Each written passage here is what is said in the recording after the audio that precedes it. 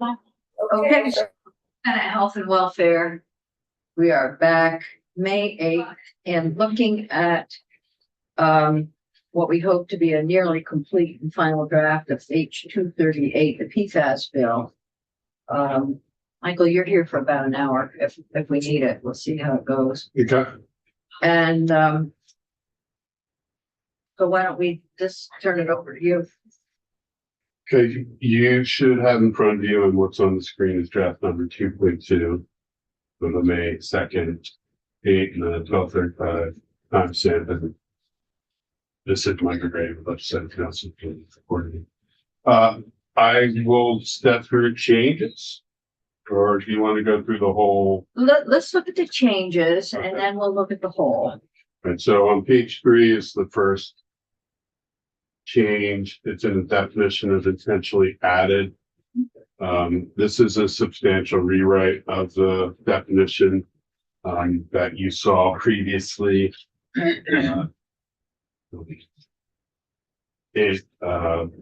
Just kind of clarify previously intentionally added meant the addition of a chemical in a product that serves an intended function in the manufacturing of a product or the final product and results in PFAS in the final product. The addition of PFAS must be known or reasonably ascertainable by the manufacturer.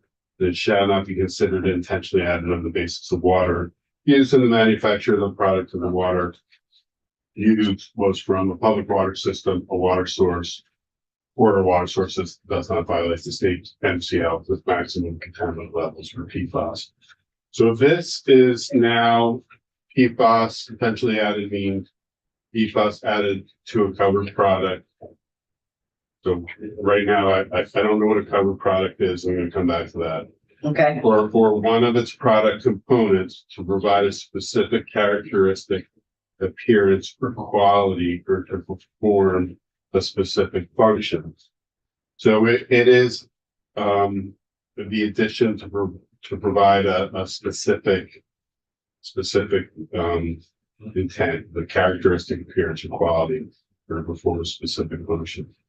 It includes any degradation byproducts of PFAS or PFAS that are essentially or that are intentional breakdown products of an added chemical. So things that break down or that are intentional breakdown are going to be considered intentionally added. And for the purposes of the chapter, the use of PFAS as a processing agent, removal release agent, or intermediate is considered intentional introduction where PFAS are detected in the final covered product. So working backwards, the reference to PFAS not being considered intentionally added on the basis of water, that is out. And you probably don't need that because the first sentence of the new definition, it's added to a covered product or one of its components to provide specific characteristic, appearance, or quality. So adding water or PFAS in water is not being added to provide a specific characteristic, appearance, or quality or to perform a specific function.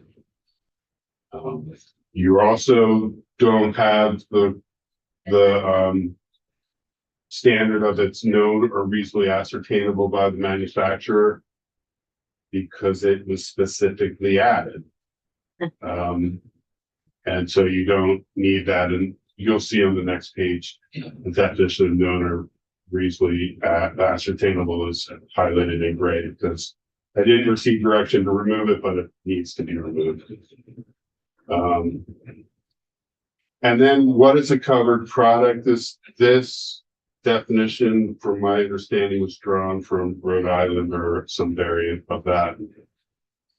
Many of the states use covered product as kind of the umbrella term for the products that are regulated. I think this should just be added to a product regulated under this chapter. Let's put that in, but then we don't have to have a definition. So that to me is what it said. That's what it says to me when I read that. But makes a lot of sense. And that's really the change. It's the major change in this version of the amendment. And you will see then on page 4, how definition of known or recently known is grayed out. And that's just because if you're going to go with the definition that I just read to you, potentially added, you don't need the definition of known or recently ascertained. So that it's still in the bill. It's still in this, the direction I got didn't direct me to remove it. So we Right. can talk about that right now. Right. What's the point of what You the don't need, consequences either way? We don't need it. you don't need it if you go with the new definition that eventually added. Okay, committee, that's a decision we can make. Is everybody okay with taking that one out? Oh, yeah. Okay. Yeah, good, thank you.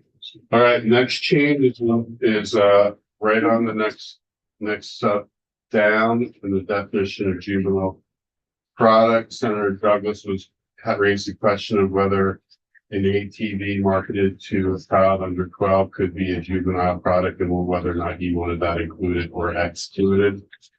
And I do think and I did find ATVs marketed to children under 12, and I happened to see kids riding them on the sidewalk in Oh. South Burlington Oh, my 2 nights ago. word.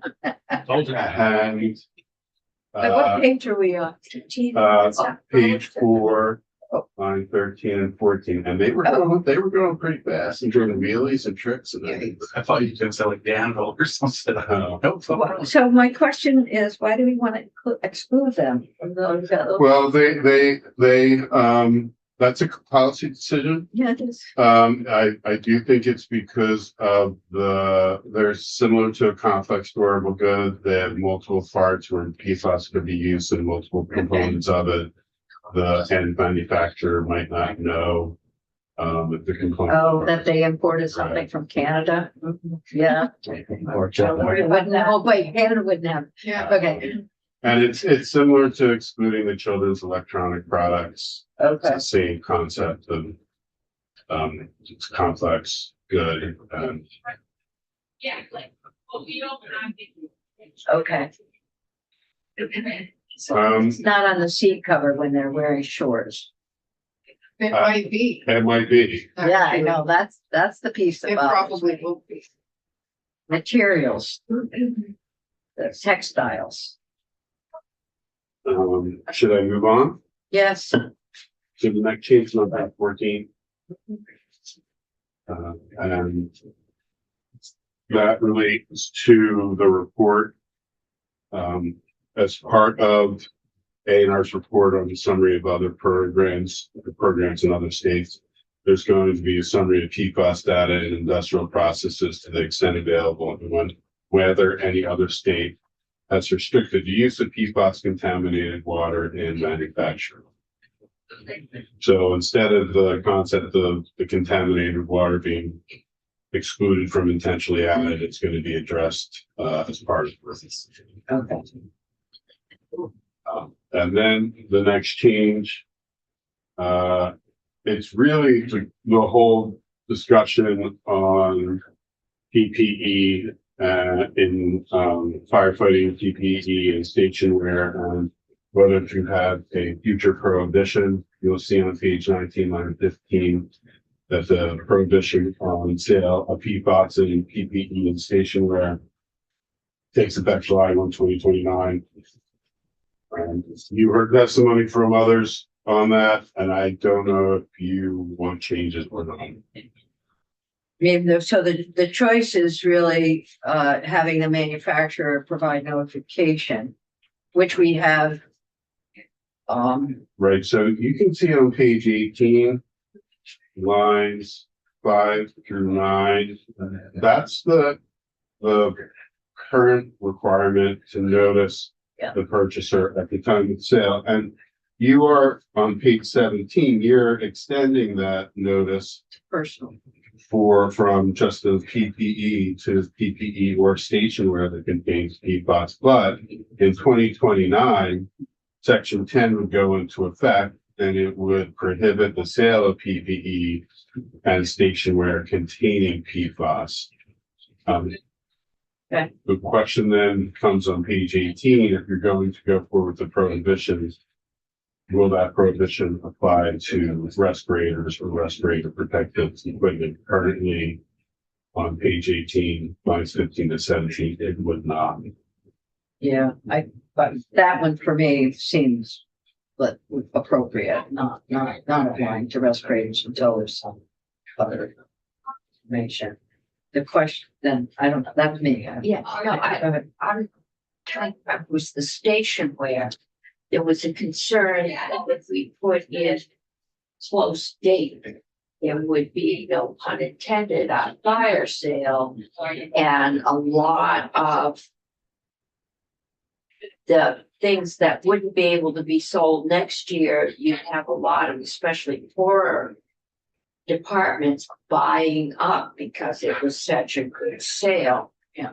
And then they'd be contaminated for the foreseeable. So this, what would be your suggestion then on that? Well, I know there was suggestions from the firefighting community.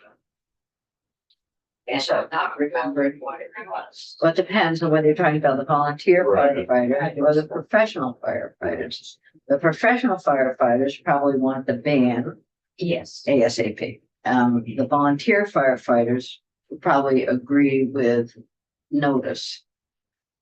I think that's probably how it broke down. Yeah, that's how I it broke. think I had some professional volunteer firefighters, which was getting me confused. Well, we got some pretty compelling testimony last night. I don't know if you all saw that. But we've been, Yes, no, we did. So thinking on this, so that the choice, I guess, is do we keep the notice in or for everything, or do we go to a ban in 29? Is that our choice, Jared? Or something? Well, the notice would stay in until or if you wanted a prohibition on PFAS and PPE or station. But the bill right now has a prohibition on sale in 29. Right. Right. I'm not clear why one needs PFAS in station wear. I mean, we're talking the Mhm. things with patch on the shoulder and the navy blue pants. Mhm. It's not firefighting equipment. Doesn't need to be fire. Well, this includes both personal protective equipment or station. So personal protective and foot equipment, is that's not PP. It is PP. It is PP. It's. Oh, yeah, there it is. That was the concern, I think. Right, it's both. It's the So it's PPE is very expensive. And Yes. if they did a fire sale, the smaller volunteer groups would be affected. That all have new equipment and it would last the next 20 years. Mr. Doobie, just for, clarification, talk about the stationery here. This was Senator Cummings describing that what stationery is. So it's a work uniform, that's correct, and some of them put a water repellent, not all, but some do. Some departments shifted away from it. So this would say that, we don't want, there's no need to have that in here. And if I could just really briefly be clear on the fire gear, the main component you're seeing it in is the moisture barrier. Is it which? The moisture barrier. Yeah. So a lot of the outer shells, there are companies making PFAS-free outer shells Right. because they're using Kevlar, Nomex, something like that, which is flame resistant. We're still seeing it here. To help settle it, there's going to be changes to the NFPA standard coming in September. It's going to make it easier for manufacturers to develop PFAS-free gear. And what we're asking for, I don't think the volunteers are against this. They were asking it. They wanted more info. Unfortunately, their info is coming from North Carolina State. There's going to be a lot more availability of PFAS-free stuff once the NFPA standard changes, where they test it as all 3 layers together, not individually. So all we're asking is to get this, make the industry move that way quick. That's all we're going to do. But as far as the flame resistance, a lot of the gear we just bought in Hartford was PFAS-free on the shelf. Right, that helps. Should Go ahead. I think maybe a good compromise on this one. I don't think really any of my departments were stationary. They're all volunteer guys and they've T-shirts. they're my favorite t-shirts and shorts around the station. So, I think a compromise maybe for line 15 on the effective dates. Maybe in 2029, instead of it automatically going to effect, having a check back or have a relook at it, but have that as the intended date for it to go into effect. Just, you should take a look at it in 29 first, just to make sure that there's not any issues. Well, if it is July 29, it'll be, the session will have been going on, so it'll start in January. So there's plenty of time to consider Need this. to make sure. Remember to look. Yeah. That's So- what I'm How talking about. about, Maybe how about, An update. when does So, the report go to us? so it dawned on me and Uh-oh. then Matt must have dawned on that too, because he poked me.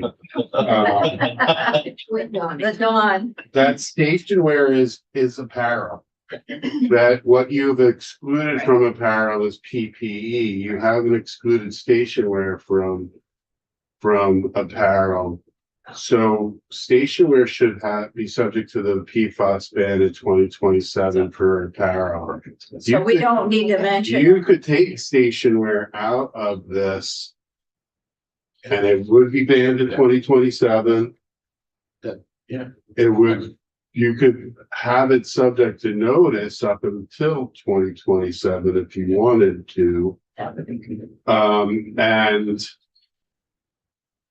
then the question is, what do you want to do with the PPE for the prohibition?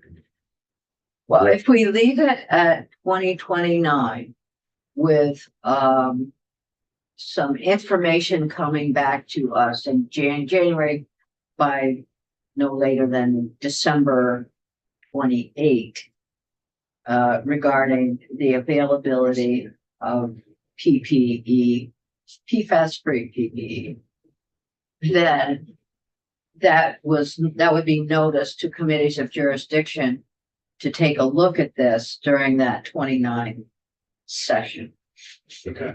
Then, and keeping the 29 date for ban, so. Okay. For PPE and 27 for state. No, no. Well, you don't need, because of the apparel, because it's apparel, Right, the 2027 apparel date is already in. it's already in. Okay, so we don't have to do We it. don't Don't need- do anything. All right, so What the question that becomes is, in the 2029 prohibition for PPE, are respirators in the respirators out? yeah, are they out? Oh dear. The Well, respirator. we can leave them in because we're going to get information back. Okay. And it's yeah, If they aren't available, if they're not available, you say, hey, get rid of them. we just, That's good. but this is notice or check. Okay, we got Sam, you go first. Keith first. I was just gonna say, it's 2029, too short, too close of a date. What's the concept of the fire cycle? You know, at some point, you've got to trust the departments to make decisions. The dangers of PFAS are well known. They're well known to the firefighting community. It's their lives they're putting on the line. I think if they decide to do a fire sale,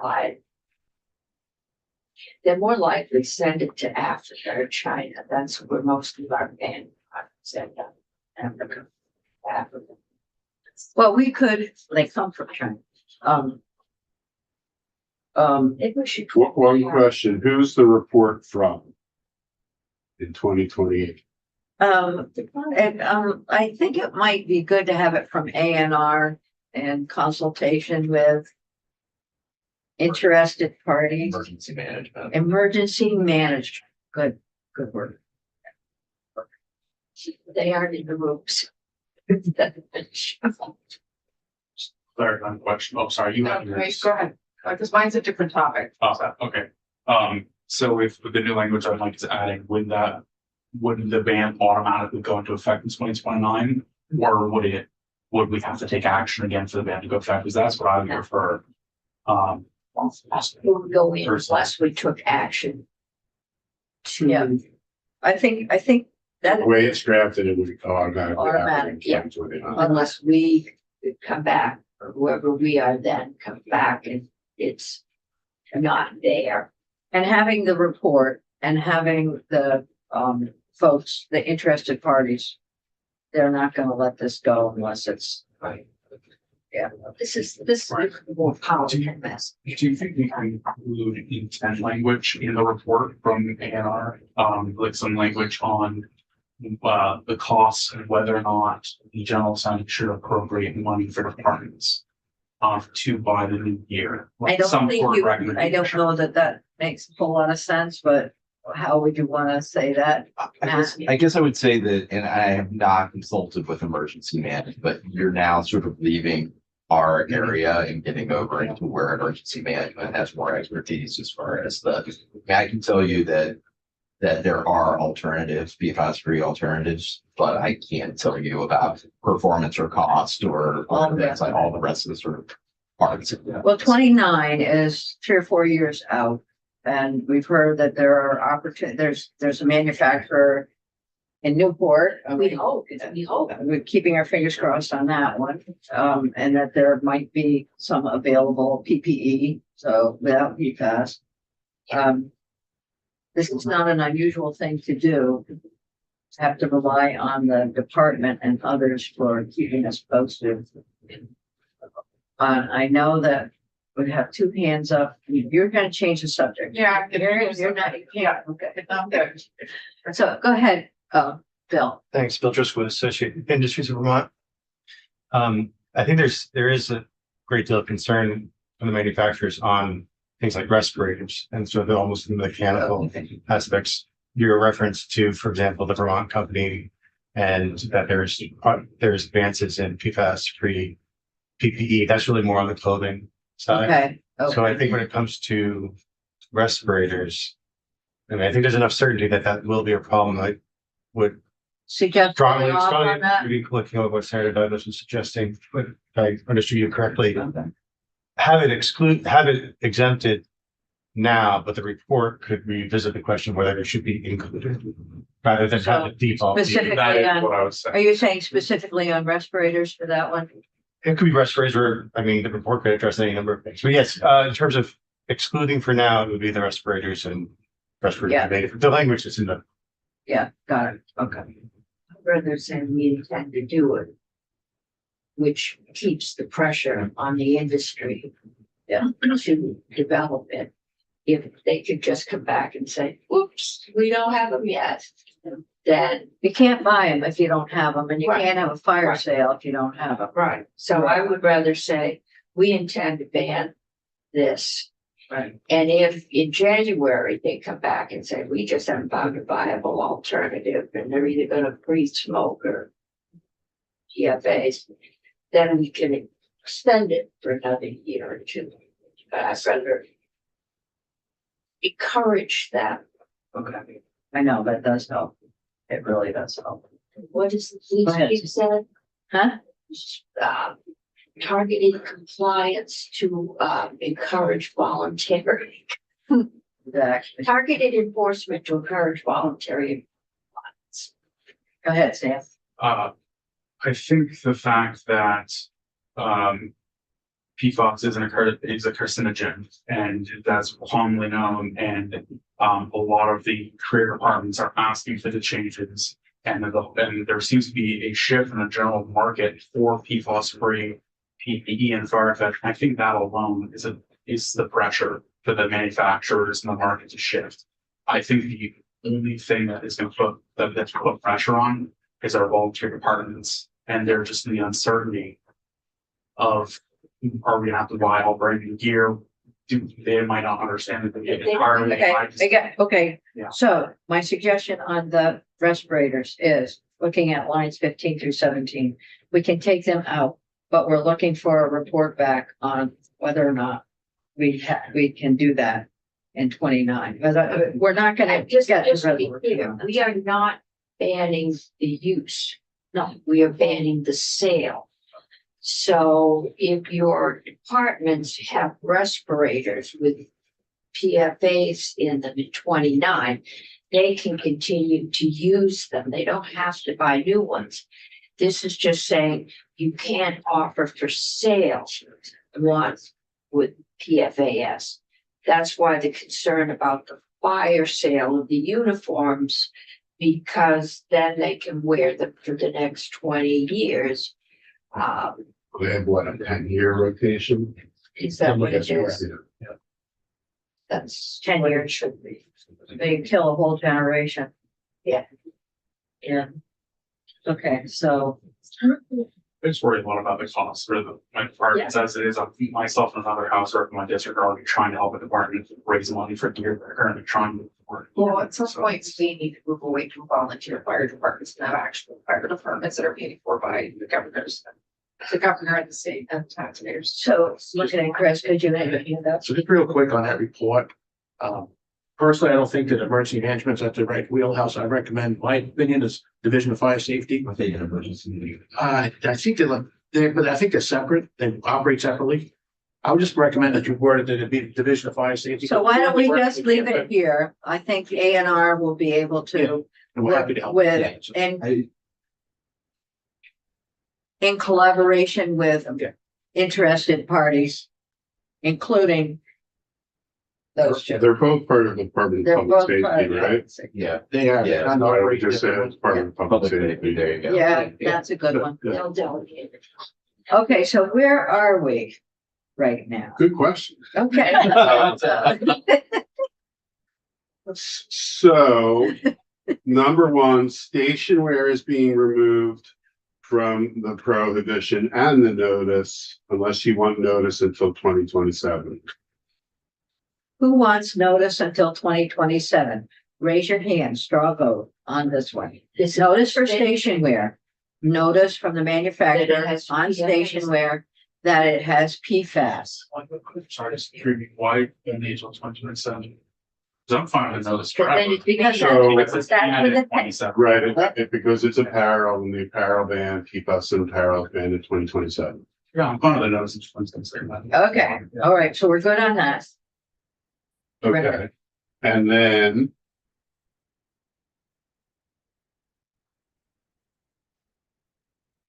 The 2029 date for prohibition on PFAS and PPE. Let's just go there. Okay, Straw vote there. Straw vote for the PPE 2029 ban. That be, and Ban there's gonna be Not reporting ban coming on back use. in December. Is that, we're gonna have a report back? right, and report back in 2028 from A&R in consultation with Department of Public Safety regarding the availability of PPE, PFAS-free PPE, including assessments of its safety. And do you want cost as part of that? Okay. Yeah. And so that would be in 2028. Mhm. You'd come in, you'd have a year to repeal the 2029 or amend the 2029 prohibition if you want. And then the last question is are respirators part of the 2029 ban? Or are they excluded and the report in 2028 addresses whether respirators, PFAS-free respirators are available for general purchase? I want to keep them in the ban just to hold everybody's feet to the fire. If they can't do it, or they come in costing 100 times as much, then we can reconsider. But if you just say, well, we aren't dealing with them, that takes some of the impetus off. And yeah, we don't buy enough to make any difference, but if there's 10 of us that do that, then we do. Right. But I also had a thought, if we keep that stuff in there, keep it all in there, then when we're having the report come out, the report comes to us, maybe we could also send it to the VLCT. They have a link in with local communities. Would it even possible to have it sent to, I don't know if it's possible, like, if we have that report automatically sent like by email to like every department? If they have an email that they can find, Oh dear. Let's send it That's all I'm asking, to, Mike. send it to the That's VLC. a question for him. Because he's gonna be the one sending 151 it. pounds. A&R is kind of all. No, I think if we send it to VLCT, Okay. is that will do it, and then they'll see this, so. You can speak to your constituents about it, that's that. Yeah, that'll be your job. We are having trouble keeping volunteer fire departments. It may be a very different landscape. in a couple of years. We're ready to shift gears. Are you still on the same topic? No, Okay, so now where are we with the decision making on this, and then we'll go to. So Senator. I heard, and We correct me heard. if I'm wrong, that the ban on PPE is going to include respirators. Okay. Let's get a straw vote, Okay, straw vote on that, including respirators, and what was your and? that's it. That's it, and But that, the report is going to address cost, availability, safety, and it's going to go to all. Going to go to the league. So if we're doing two straw votes, I would rather exclude the respirators. But well, right now, we're voting on including respirators, and then we'll go to excluding respirators. Okay. Including respirators. Okay, now, all those in favor excluding respirators. Oh, is it the right time? Oh, This is where you raise your hand. So we'll include them. Remember, this also has to go to the House, and this is something they haven't seen, so it'll be a fun time. Okay. All right, Okay, I think, I still have to go on my. then we're gonna go to Senator Gulick's award. So have we reached closure on all of those decision points that you had? Okay, good. I just didn't want you to leave without you, like, skip out. So Senator Gulick, do you have a topic? I you'd like to do. Let's shift gears to cookware. Which in the House bill, the date was 2028. And in this bill, it's 2027. I would be remiss if I did not speak up on behalf of my Senate district, which includes Burlington. And as you know, many business owners, especially on the Church Street Marketplace, but in Burlington and surrounding communities, are struggling with workforce, tariffs, supply chain. In Burlington, the Main Street project, the opioid crisis, the housing crisis, homelessness. It's really, our businesses are struggling, and I did hear from some that they would prefer the 28 date to 27. So I just wanted to share that with the committee this morning. Or we should just leave it at the current date, which is 26. I guess those are your three options. Yeah, those are the three options. 26, 2027, or 2028. you're on the back page. Yeah. Yes. 1/6. So the House moved it out to 28. We saw 26 and moved it to the middle, 27. And I think it's PFAS. It's selling PFAS. It's selling. Okay, but I think what my local kitchen store would tell you is after the flood, they bought new stock. They have that stock sitting there. Is it PFAS stock? Let's assume it's PFAS stock. There's so many things out there right now. I can't tell everything says it's environmentally good. But they have a stock of that, and they know how quickly they're selling it. They probably aren't selling it anymore. Very much of it. And so they're trying to figure out a reasonable time frame to get rid of the stock. It's like the fire sale, only they're a lot smaller than the manufacturers. So what is your suggestion?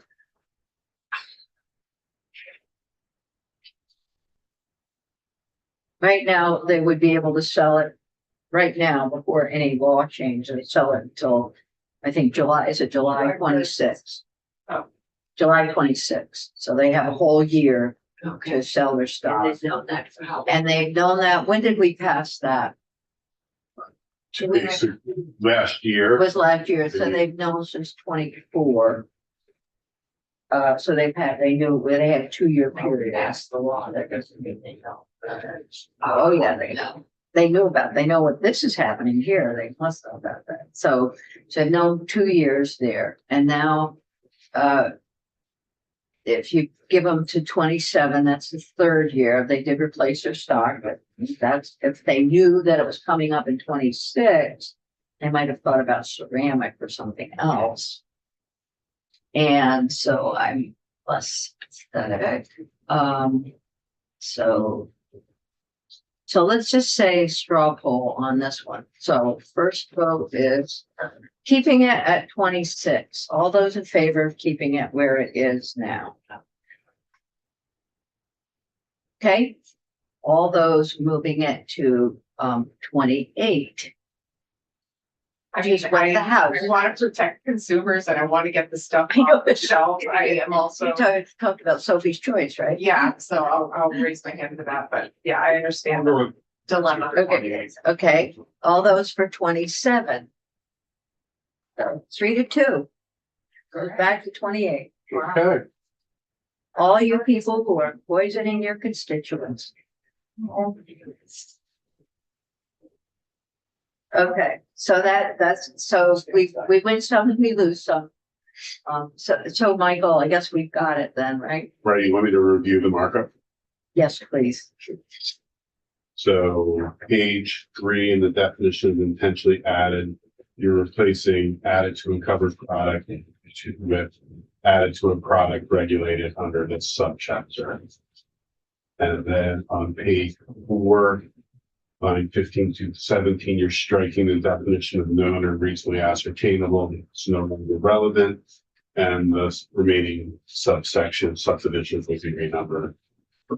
Then on page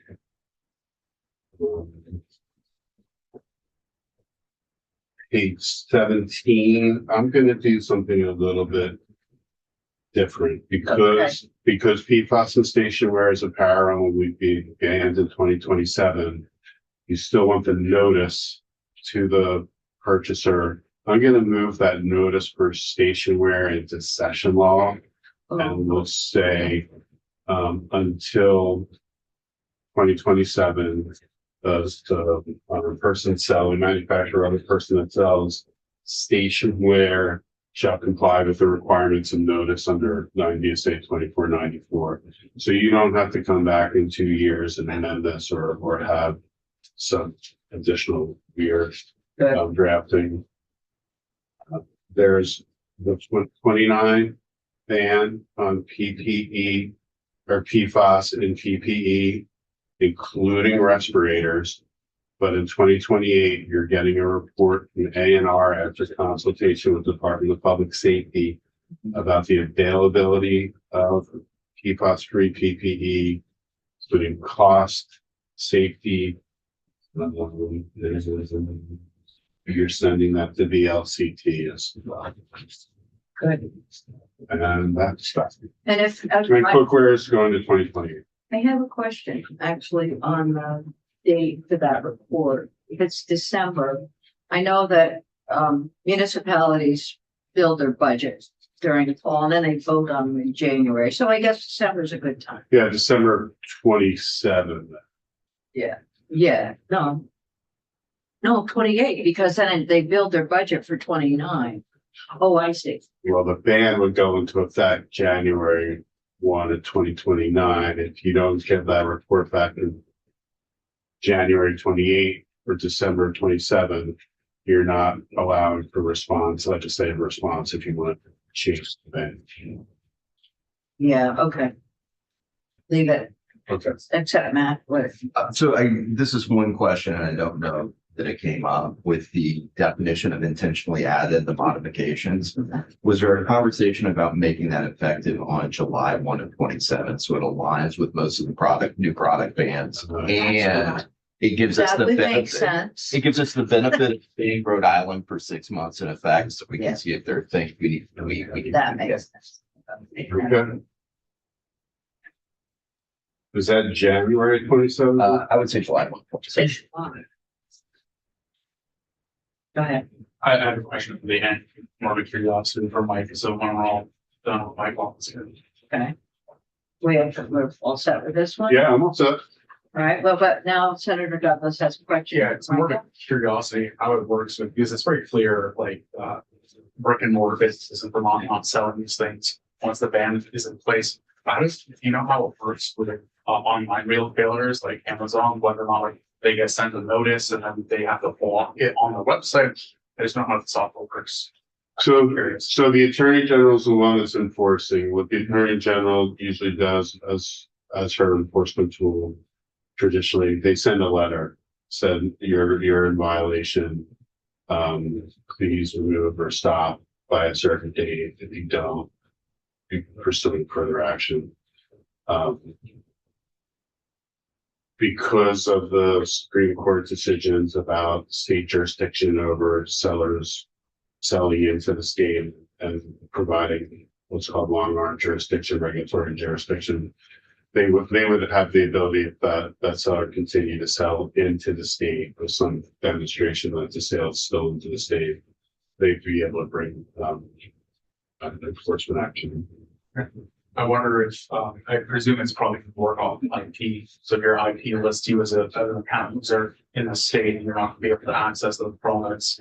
But then I wonder if you could use an IP spoofer, put yourself in another area and have the local address be shipped to. You were going beyond my knowledge. That gets into Thanks, the Mike. eight. So where do we go for that? AG's office or? Okay. All right, so I think you want to scoop through the bill and just tell us what's in each section and we'll let you go. Sure. So page 1, line 9, section 1. This is the regulation of PFAS and consumer products. It's in a subchapter that's enacted last year, but you are adding 3 new products, and you'll see those beginning on page 2: cleaning products, dental floss, and fluoride treatment containers. You're going to change that definition of intentionally added, but as Matt noted, you're going to make that effective July 1, 2027. In the definition of juvenile products, you're adding an exclusion for children's all-terrain vehicles, and you were striking the definition of known or reasonably ascertainable because it's no longer used as a phrase in the bill. Then you're still maintaining that definition of PFAS, the traditional one that you have used that was part of the debate. Still maintaining the definition of regulated PFAS for the purposes of apparel, because you're allowing some PFAS to be in apparel. And then page 7, remember this whole subchapter needed to be restructured because you literally ran out of sections in this chapter. And so instead of each product having its own section banning it, they're now consolidated under page 7. Going on to page 8, a manufacturer shall not manufacture, sell, offer for sale, distribute for sale, or distribute for use in the state the following consumer products. And so aftermarket stain and water resistant treatments, perf, cookware, incontinency protection products, juvenile products, residential rugs and carpets and ski wax. You all banned last year, but you're now also including cleaning products and dental floss. And then a manufacturer shall not manufacture, sell, offer for sale, distribute in the state textiles or textile articles which regulated PFAS have been added. Right, regulated PFAS was for textiles, it wasn't for apparel. And then the prohibitions do not apply for use products. And then you can skip to page 10, where the third new product, fluorine treated containers, is regulated. the manufacturer shall not sell, offer for sale, distribute, or distribute for use in the state. One of the products that you saw listed, dental floss, or et cetera, that does not contain intentionally added PFAS, but that is sold, offered for sale, distributed for sale in a fluorine treated container.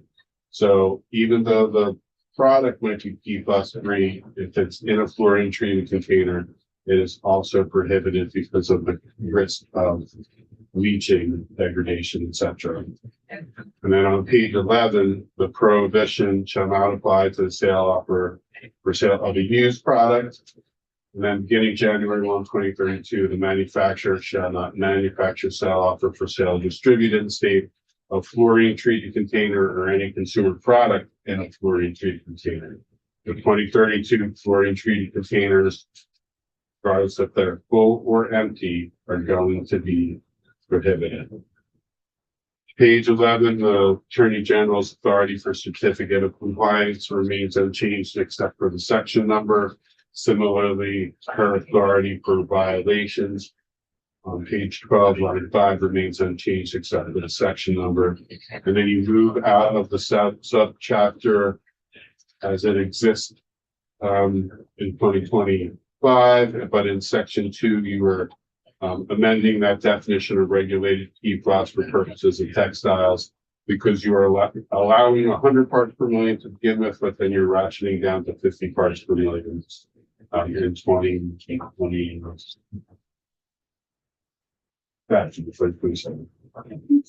And then on page 13, in the definition of apparel, outdoor apparel for severe wet conditions is initially not part of the prohibition, but you are providing that they will be part of the prohibition in July 1, 2028. Then you get ANR's report on PFAS regulation in other states, including those states that are regulating under the broad definition of PFAS, that comprehensive consumer products regulation that will include a summary of the use of PFAS contaminated water. Page 15, there's going to be a report from ANR on PFAS and complex durable goods in January 15, 2033. And from the Agency of PFAS in Food in 2033. But ANR is going to update you with interim reports in 2027 and 2029 about the regulation of PFAS and complex durable goods and in food in other states. Page 16, line 6 and 7 are those technical amendments related to Act 131 from last year. Because you're moving everything into this bill, you don't need those duplicative sections in Act 131, and that includes striking the effective date provisions in Act 131 from last year. Those that are no longer relevant in Act 131. Page 16 is PFAS and firefighting equipment. You're getting rid of the definition of stationware being added to that section because you're going to move that stationware notice into session law because stationware is apparel and it's going to be banned in 2027 anyway. But there's going to be that ban on PFAS and PE, including respirators, that begins on 2021, July 1, 2029. But you will have a report back in December of 2027 from ANR after consultation with public safety regarding the availability of PFAS-free PPE, its cost and its safety. And you are going to distribute that report to BLCT. And then last, in the effective dates, the effective date for the prohibition on PFAS in cookware is moved to 2020.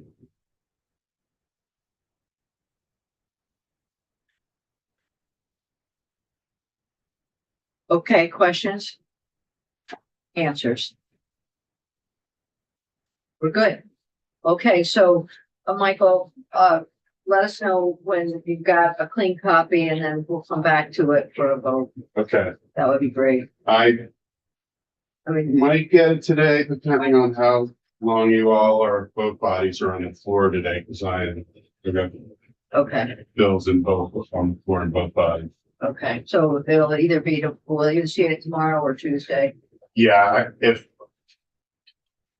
I'll definitely be able to get it for tomorrow afternoon.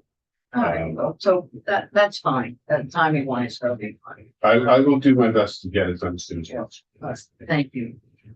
All right, it's good. So we're gonna transition to the physical therapy advocacy day.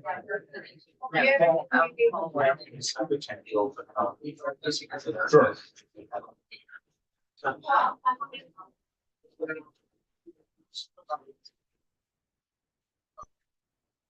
Good luck.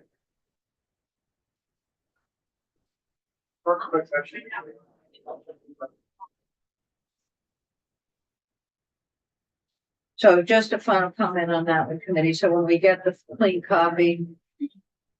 No, the answer's, okay. When we get the clean copy on this bill, then we'll take a minute or two to vote on it. That may be tomorrow. We'll just see what Michael's best time to do. Right. Okay, so good morning. Good morning. Physical therapists are here. We are. Welcome. We know it's your advocacy day and we have a few minutes. We're, of course, we're definitely behind time as usual, but it's great to have you here. Can I ask if they would let their members from Washington District, I'm sitting here answering emails. I would love to meet with all of them. Unfortunately, I'm already meeting with childcare workers. And I haven't looked at my email today, so I don't know what Just got to find. We're in the card room all day. Oh, So good. anytime. Well, in the Senate, where there's only like 5 members in a committee, you can't bump out. My chair You would be sends missed. really nasty text if I'm not here. It's true. Because it does put a real hole in it. It's harder for us to get loose. We understand. Huh? We will let them know. No, a little late. Okay, so we do have some folks waiting online to chat with us, but it would be great to just have you share with us a little bit about who you are and what you do. And, Yeah. so do you want to come up together? How's that? We don't have massive time. I would say if you could just spend like 5 minutes or 7 minutes, that would be terrific. Yeah. Well, thank you, Chairperson Ryan, for having us in. So, and we're gonna just introduce ourselves quickly, so you Okay. know with whom you are speaking, so. Go ahead. Senator Larry Hart, Orange County. Stand by Ms. Williams. Jenny Lyons, Chittenden Southeast. And Team Laurent Hewitt in Central. And Cummings, Washington. Great. My name is Heidi Wilhelm. I am a doctorate of physical therapy. I live in Middlebury and I have a private practice down there. I have practiced for over 20 years, providing physical therapy services in a variety of different places, hospitals, outpatient, home health, and Helen Porter nursing home. So I have a really good view of the whole system. I decided to 10 years ago start my own practice. So I treat pediatrics birth to 5 and only take Vermont Medicaid. The health in general, we try to make sure we're going into the child's natural environment. So most of my visits are in their home. So I travel around the county. I have all of Addison County and half of Rutland County. Physical therapy can help to save a lot of money in our healthcare system. Overall, we can help to decrease surgeries, we can decrease opiate use, we can decrease falls, we can help with pelvic floor functioning. It's all about prevention. I think a lot of people don't know the value of physical therapy and how much money can be saved. We can help take some of the burden off of primary care providers, which we know is really huge, especially in rural areas, by making sure that we have physical therapy clinics that are available. There's a lot of research around the country that has shown that the rural areas are best served by smaller clinics, both by private practices. But right now we're having a really hard time being sustainable. Just to give you an example, 5 years ago, for me to do one visit, I was getting paid $134, and now I'm getting paid $126. So it's gone down. We haven't had any increase in over 12 years. Nobody wants to do my job, but I think if we invested more in physical therapy and the rehabilitation type services, that we can actually help overall society. We can help people get off of workman comp and get back to work faster, which is going to be huge for the state at multiple levels. We can also help decrease the amount of money that the school systems have to put into taking care of these children with special needs, because if we do early intervention, birth to 3, and we have enough providers to get that intervention in while their brain is still plastic, and then they can really have good developmental outcomes and reach their kind of potential, then the schools will have to pay less to deal with them also. So yeah, we don't have any specific bill right now, but what we're really just trying to figure out is how we can keep physical therapy providers in the state. Look, I do part-time pediatric lab teaching at UVM, and unfortunately, a lot of the students that are at UVM do not plan on staying in the state. And a lot of it is because of the stagnant pay and the low reimbursement rate and the provider administrative burden. So having to get prior authorizations, which we did work with Medicaid last year, and they've been really, really good. Thank you for all the support on that piece. So we've been able to get rid of prior authorizations for birth to 21 for Medicaid, which has been amazing. So now we're working on being able to have direct access. Legally, we have unrestricted direct access in the state, but a lot of the payers are still mandating a primary care physician visit and referral first, which is just taking up time and bogging up and slowing down the rehabilitation time. So we're trying to figure out where we need to make the changes so that people can go directly into physical therapy and get the physical therapy services they need, and then maintain the providers here in the state. Pass it to Elizabeth. Yeah, so my name's Dr. Elizabeth Sargent. I have been a physical therapist in Vermont for 30 years. I practiced primarily in Franklin County, a little bit in Chittenden County. I live in Franklin County. I've been DPT core faculty at UVM for 10 years, and I recently changed institutions. I'm now in a hybrid program in Eastern Kentucky, serving rural and medically underserved populations in Appalachia. So I have dual interest. Beg pardon? No, I'm from Kentucky, so what did you say you were? It's in Williamsburg, the University of the Cumberlands. So, yeah, so like, they support my service work here in the state as another similarly rural environment. And so I'm really advocating for PT and primary care. I practice with Memorial Healthcare Health Partners, or I did for some time. In that federally qualified health center, a physical therapist can relieve some of the burden of the physicians and NPs and PAs who are seeing PT care. I know that the Vermont Department of Health Access has published a blueprint, and they want to increase primary access to primary care. If 25% of visits to primary care are for musculoskeletal conditions, physical therapists can help bridge the gap and get those patients seen, because we've got this looming physician shortage in the state. So I'm here advocating for that. So I have some information that I'll leave with you.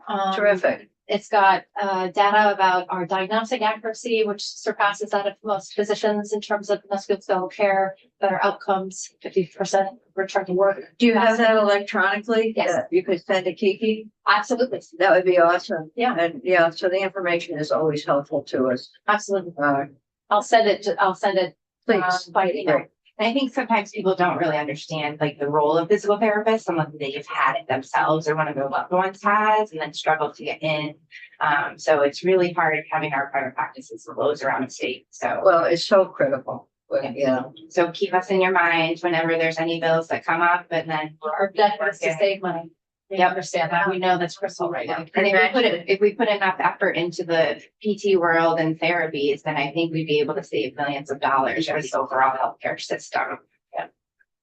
one question and then we need to move on, but I so much appreciate your taking the time to be here. Question and comment, maybe we can have them back next session, because I'm actually really interested in this. And Well, we'll get a bill in here and then we'll We'll get a have bill. to have them back. We'll get a bill. That'll be great. because I am interested in hearing more about why wages are stagnating so much. Absolutely. We'll do that. And the I mean, I workforce figured, issue, and how can we incentivize people to stay in our little rural state. And one of the bills that we recently passed, 126, Mhm. should have some information in there that would do it, but I don't know if the House has done. I don't know what they've done. Anyway, We'll put a bill in. thank you. So Appreciate it much. so much. It's good. We are here for I- you. do you so let us know- I was going to go to the meeting of Jeff rather than. Oh, my God. Kismet. Who does Kismet? Absolutely. Sharon Goodwin. Yeah, yeah. Yeah, Sharon. She's the only other person who has an outpatient PT Yeah. practice with a clinic other than mine. But we're the only two in the state. I know, we need to respect those clinics. And Yeah, and my children joke, they're like, Mom, when are you gonna get a real job? Because they know I struggle. I have patients that are waiting months to try to get in and they come from out of county. Can't do that. Thank you very much for your Thank time. you. Thank you. Good work. Do you have, can I have a copy? You bet. Oh, yeah. I'll just have leave all here and I Yeah. send it. I'll send it my Thank you. All So right. we do have waiting on the screen with us, folks from Hazel Health. Good, thanks. Um, there they are. Good morning. Good morning. So we have introduced ourselves, and I think you were up on waiting patiently, and we appreciate your patience. So please introduce yourselves for the record, and then let us know what you, who you represent and how that might help us as we look at some mental health issues in committee. Yes, ma'am. Thank you, Madam Chair. I'm Sean Bradley with Hazel Health, and my colleague Bob McCullough, who can introduce himself, is also on the call.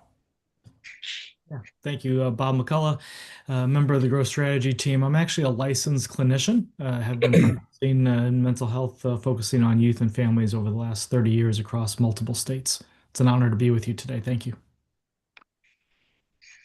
Okay. And so what does Hazel Health do? Well, first, thank you so much again, and for your team and for everyone in the Senate for meeting with us this morning.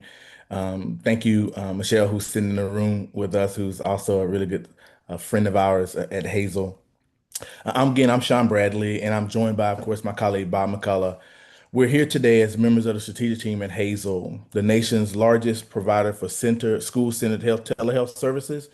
And I'm pleased to offer this written testimony on behalf of Hazel Health. At Hazel Health, we work to bridge the gaps between schools, families, and healthcare providers. By bringing healthcare into both schools and home environments, we ensure that all students, regardless of their insurance status or economic background, have access to services they need to stay healthy and thrive academically. I've seen firsthand the profound impact that accessible, high-quality healthcare can have on a child's development and educational success. We're currently operating in 20 states, serving 5 million students, including the New England state of Rhode Island. One of the cornerstones of our model is providing telehealth services at no out-of-pocket cost to families. I'm gonna repeat that, no out-of-pocket cost to families. This makes healthcare accessible to all students, regardless of their insurance coverage or their ability to pay. The results speak for themselves. Over 410,000 hours of learning have been recovered as students are able to return to class after a health visit through Hazel. Absenteeism has decreased significantly, and students are more engaged in their education. Our diverse network of providers who speak 21 different languages help ensure that students and families from all backgrounds have the care and support that they need. By offering healthcare in places where students spend their most time, at school and at home, Hazel Health ensures that students remain in class, engaged, and ready to learn. This holistic approach has the potential to improve not just short-term academic outcomes, but long-term health and well-being. We are particularly concerned about the state's mental health care for children. As you might know, the 2023 Vermont Youth Risk Behavior Survey revealed that a third of Vermont high school students experience poor mental health, and almost half believe that they don't matter in their communities. Nearly one in five children nationwide experience mental health challenges, yet the vast majority of them, about 80%, go untreated. This gap in care can be a profound impact on the child's ability to succeed academically, socially, and ultimately in the workforce. Through Hazel Health's teletherapy program, we offer students, and particularly school districts, barrier-free access to mental health services in schools and at home. Our telehealth model has been shown to, in third-party studies, to yield clinically significant outcomes for students struggling with mental health challenges. By intervening early, the brain is still developing. We can make lasting impacts on children's trajectory and help them succeed in school and beyond. Providing early intervention is not just good for students' health, it's good for their futures. By addressing mental health needs at the critical development stage, we set students up for success in their education, post-secondary pursuits, careers, and ultimately their lives. We believe that building a comprehensive mental health ecosystem that includes school-based health centers, telehealth to assist with gaps in desert areas, and well-connected communities partners with strong impact on students' overall health. I want to just conclude by saying this: 92% of students report positive outcomes after utilizing our telehealth services. Over 500, over 530,000 students reach more than 5 million students, schools that we reach nationwide have partnered with Hazel. And Hazel's telehealth services lead to 60% reduction in absenteeism and 50% in decrease in disciplinary actions. The model that Hazel has developed is proven. It's sustainable with a sustainable solution that makes healthcare more accessible and impactful for students, working together as a part of a comprehensive ecosystem with school-based health centers and community providers increases the trajectory of students' lives for the better. Together, we can ensure that every child, regardless of their background, has an opportunity to succeed and lead a healthy, fulfilling life.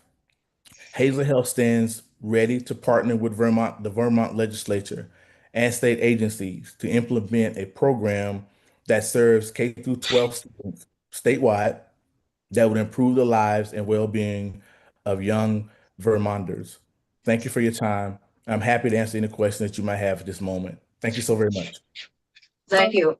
I think I have a lot of questions, just trying to understand how you coordinate and work. First of all, it sounds like you began your organization, was it during the pandemic or after the pandemic, or have you been around prior to that time? Thank you, Madam Chair. We started our program at Hazel prior to COVID. What COVID did was it exacerbated the mental health challenges. We knew that prior to the COVID pandemic, but when COVID happened, it really exacerbated the numbers and Yeah. seeing how many students need the support they need. Hazel's been around for 8 years, and so to be able to support over 5 million students across the country is a big deal, and we've obviously seen the great need of the support that we provide. Yes, well, our state isn't immune from the COVID effects, and we've seen, significant effects on mental health issues with kids. No question about it, from isolation and depression to other behavioral issues as well. So, how do you contract for your services? And then do you use, I see, Bob is here, he's a counselor. So are these online services, or do you have relationships with local healthcare providers, counselors? Do you have contracts with local schools, or do you contract at the state level? So all of those questions at once. How do you work? Yes, ma'am. I'll touch on a few and then I'll turn it over to Bob to touch on some additional stuff. How we generally work is that we contract with school districts directly. We also contract with the Department of Education or Department of Health in a respective state. For example, in Hawaii, we are partnering with the Department of Education and the Department of Health to provide access to over 230 plus thousand students in the state of Hawaii. So every K through 12 student has a chance to see a doctor and a therapist at Hazel through a virtual mechanism, very similar to what we're doing today. Everything is virtual through our very comprehensive, very well-planned app so that students can safety and our HIPAA and our PERFA standards are actually met. In order for a student to be able to see one of our therapists or one of our doctors, and by the way, all of our therapists and all of our doctors are W-2 employees, so they're not contracted out with anyone. You have to, the parent or guardian has to consent to being able to provide the care. So we can't see a student without the consent from a parent or respective guardian. So we contract in multiple mechanisms through school districts, through the state, through certain agencies and departments, as we're doing in Rhode Island. We're partnering with the Department of Health. We're partnering with the Department of Education and the governor's office, along with the legislature, came to an agreement that we would support 130,000 K through 12 students in the state of Rhode Island. Bob, if you want to touch base and add any additional comments to that, that would be great. Yeah, thanks, Sean. So if I can share maybe just a little bit about operationally how that looks, because I think there was certainly a question along those lines. Our services are all provided virtually through that telehealth. So as Sean was mentioning in some of our history, we really started off as a physical health company. So think of it as urgent care for students within the school. And as we've transitioned and added mental health services prior to COVID, the mental health services now are the majority of the services we provide compared to the physical health. Those services, again, being all virtual, add to that ecosystem that Sean was talking about. So we're not looking to replace any of the great work that's being done in schools or the community, but we're really looking to be able to be that additional resource. So for instance, if there's a long wait period for in-school counseling, we can provide some of the help and the coverage for that overflow. In those healthcare deserts where there is no counselor available or there's very few within the community, then we can provide those services. Or if there's a specific language or an ethnic need, our counselor team can meet those needs. The other thing that we do within that ecosystem, though, is that mental telehealth services are not appropriate for every situation. So it gives us the opportunity to be able to much faster be able to provide an assessment to a youth and a family that may have a need. But then our care coordination team works directly with school and community partners to be able to help initiate referrals and do those peer-to-peer referrals much faster. So great example of this would be a student that maybe has an active eating disorder. That's not appropriate for us to treat through telehealth. We can identify it, but then be able to have that relationship with the community partners to be able to initiate that referral and the appropriate level of care much faster. And then in aftercare from that, Hazel can then kind of pick up and provide those services. So it's a very valuable part of the ecosystem. So do you have linkage then with local providers? It sounds like there has to be some linkage with local medical or counseling services in state. Correct. So that we have an entire team that works on building those relationships within the communities that we're serving, because we really do see that as being a vital connection. Yeah, so it's All right, I need to leave to go to a conference committee for our budget. Senator Gulick will take over in just a minute. It would be extremely helpful. I think, have you sent us some information already that we have on our webpage? I know there's something there. But the questions we would have is how you go forward with contracting and what relationship, if any, you have with payers overall. So I know insurance becomes a part of this whole discussion. So any information you can send along about that. The success rate that you indicated, 92% of the kids have a positive outcome.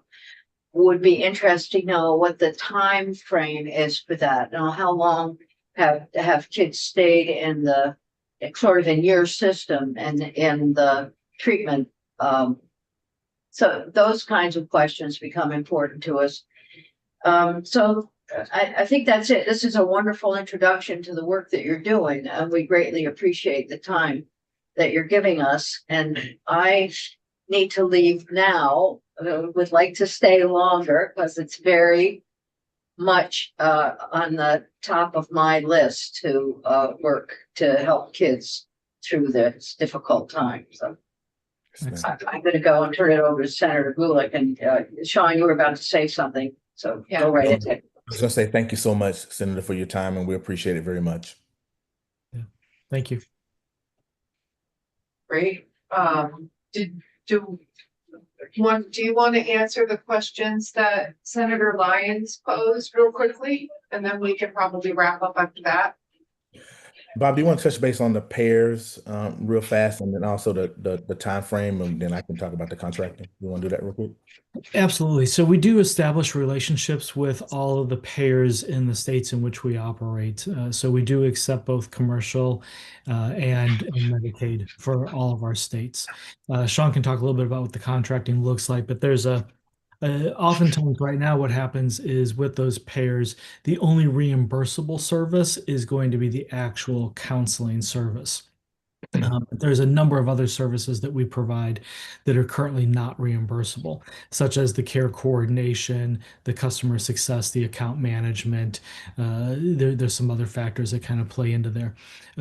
So we do establish that relationship. Sometimes it takes a little while to be able to get onto all of those panels, but all of the clinical team that would be operating and providing services in Vermont would all hold a Vermont clinical license.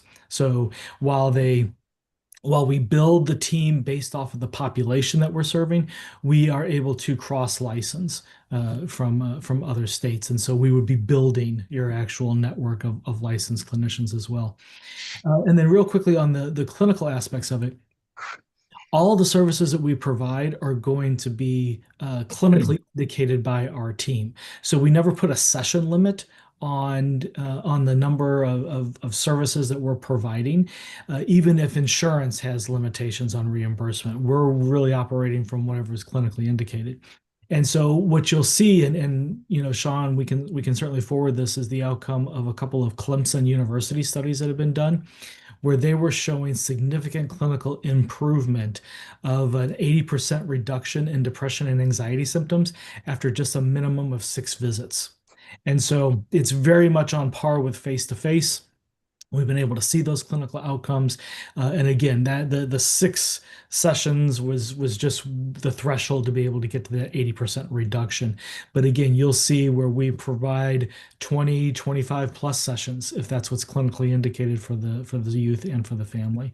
And then again, with our care coordination, we can make appropriate referrals if additional higher levels of care are actually needed. Yeah, it's really important. And then on the contracting side, it's a simple fee. You know, it could range from $10 per student to $15 per student. Depends on, you know, how many students need services, as Bob mentioned, how many students will need, you know, hours, etc.